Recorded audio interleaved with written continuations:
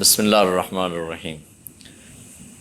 قرآن مجید کوئی مابعد طبیعت کی کتاب نہیں ہے۔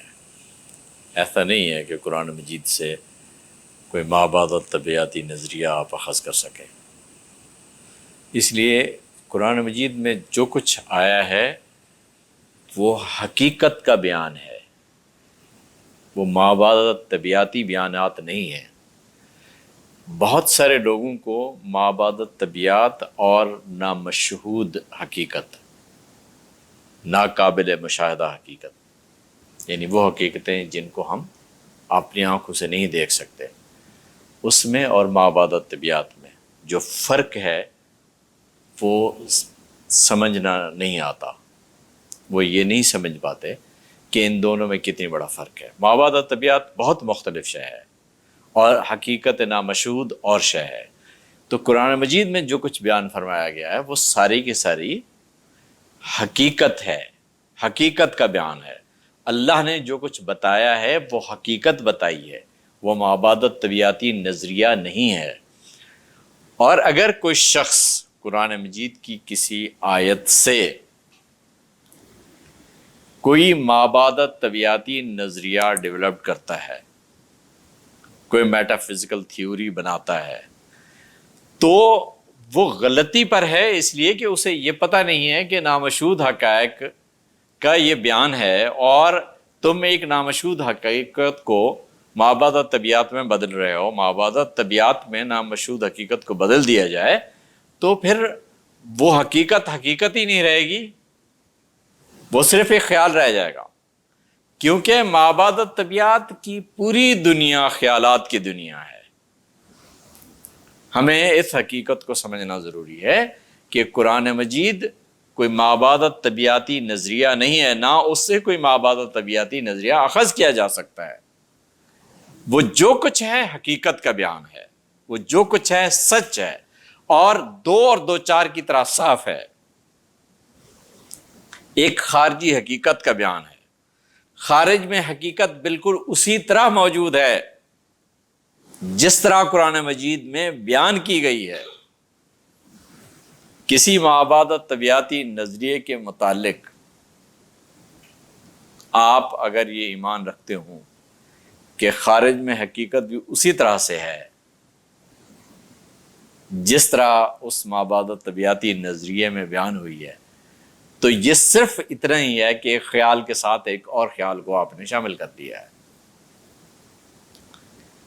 یہ ایک نبوت میں اور نظریے میں یہی تو فرق ہوتا ہے۔ نظریہ بہت مختلف شے ہے، انسان کا خیال ہے، ہو سکتا ہے حقیقت ہو سکتا ہے نہ ہو۔ نبوت انسان کا خیال نہیں ہے بلکہ نفس الامر کی حقیقت ہے۔ اب اللہ تبارک و تعالی قرآن مجید میں فرماتا ہے کہ ما کان لبشر ان یکلمہ اللہ الا وحیا او من وراء حجاب۔ اللہ تبارک و تعالی بشر سے کلام اسی طرح سے کرتا ہے۔ بشر سے اللہ تعالیٰ کے کلام کا یہی طریقہ ہے کہ وہ جب بھی بات فرماتا ہے بشر سے تو یا اس کو کی طرف وحی کر دیتا ہے، یا پردے کے پیچھے سے بات فرماتا ہے، یا پھر اس کی طرف رسول بھیجتا ہے، وہی فرشتہ بھیجتا ہے جو اس کو جا کے بتا دیتا ہے۔ یہی ایک تین طریقے ہیں جو اللہ تبارک و تعالیٰ بشر سے بات کرتا ہے۔ اب اس پر کوئی نظریہ آپ نے بنانا ہے، ایک بالکل مختلف بات ہے۔ کسی کی رائے آپ نے اس پر قائم کرنی ہے، کسی کی رائے کو آپ نے اس پر ترجیح دینی ہے، کسی کی رائے کو اس میں شامل کرنا ہے، تو یہ آپ کا اپنا خیال ہے، آپ اپنی مرضی کے مالک ہیں۔ لیکن قرآن مجید جو بیان کر رہا ہے وہ حقیقت ہے۔ قرآن مجید جو بیان فرما رہا ہے وہ سچ ہے کہ اللہ تبارک و تعالیٰ بشر سے انہی تین طریقوں سے ہی بات فرماتا ہے۔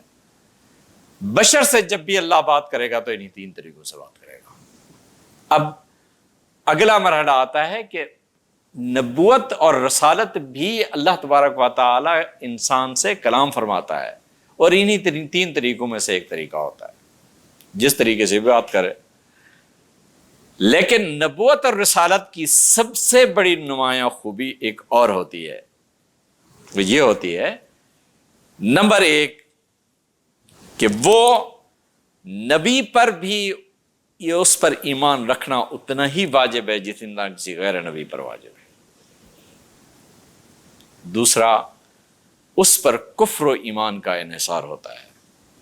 آپ اسے مان رہے ہیں تو آپ صاحب ایمان ہیں، آپ نہیں مان رہے تو آپ صاحب ایمان نہیں ہیں۔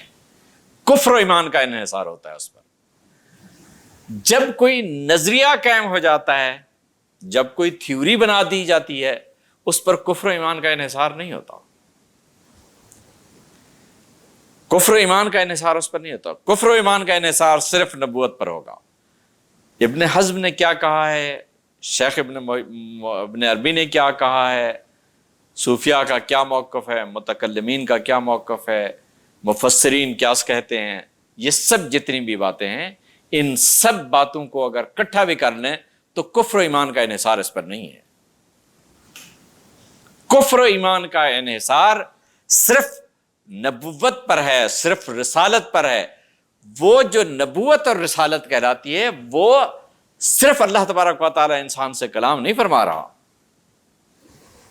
وہ دوسروں کے لیے بھی واجب الایمان والعمل ہوتی ہے۔ اللہ تبارک و تعالیٰ آپ کے دل میں کوئی بھی رہنمائی فرما دیتا ہے، آپ کے دل میں کوئی القاء فرما دیتا ہے، کسی بھی بشر سے کسی طریقے سے بھی وہ کلام فرما سکتا ہے اور فرماتا ہے۔ یہی طریقہ ہے اللہ تبارک و تعالیٰ کا بات فرمانے کا۔ اللہ تبارک و تعالیٰ انسان سے اسی طریقے سے بات کرتا ہے۔ نبوت اور رسالت بہت مختلف شے ہے۔ نبوت اور رسالت کا جو ترہ امتیاز ہے، جو ذروت السنام ہے، وہ یہ ہے کہ اس پر کفر و ایمان کا انحصار ہے۔ نمبر دو، وہ نبی اور غیر نبی دونوں پر واجب الایمان والعمل ہوتی ہے۔ اگر آپ نبوت اور رسالت میں اور اللہ تبارک و تعالیٰ کے بشر سے کلام کرنے میں اس فرق کو پیش نظر نہیں رکھ سکتے تو آپ جس مشکل کا شکار ہوں گے وہ سب سے بڑی مشکل یہ ہوگی کہ آپ کفر و ایمان پر جا کر سودے بازی کریں گے۔ مجھے کیا پڑی ہے اس بات کی کہ محی الدین ابن عربی نے کیا کہا ہے، اس کا نظریہ کیا ہے؟ مجھے کیا پڑی ہے ابن حزم کا نظریہ کیا ہے؟ مجھے کیا ضرورت ہے اس بات کی کہ میں دیکھوں کہ صوفیاء کیا کہتے ہیں، متکلمین کیا کہتے ہیں، مفسرین کیا کہتے ہیں؟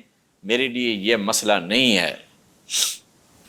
میرے لیے اصل مسئلہ یہ ہے کہ محمد الرسول اللہ صلی اللہ علیہ وسلم پر جو کچھ نازل ہوا ہے وہ حقیقت نفس الامری ہے، حقیقت نفس الامری ہے، وہ سچ ہے، اور اس سچ میں کسی درجے میں بھی مداخلت کرنا اور اس پہ کوئی رائے زنی کرنا یا اسے محل رائے قرار دینا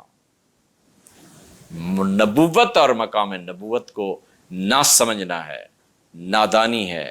اور اگر یہ نادانی نہیں ہے تو، اور یہ نہ سمجھی نہیں ہے تو پھر اس کا معاملہ اللہ بہتر جانتا ہے کہ واقعتاً یہ کفر و ایمان کے دائرے میں جا کے بات چلی جاتی ہے۔ کفر و ایمان میں اور ان باتوں میں جو بنیادی فرق ہے اسے ضرور پیش نظر رکھا جائے۔ والسلام علیکم ورحمۃ اللہ۔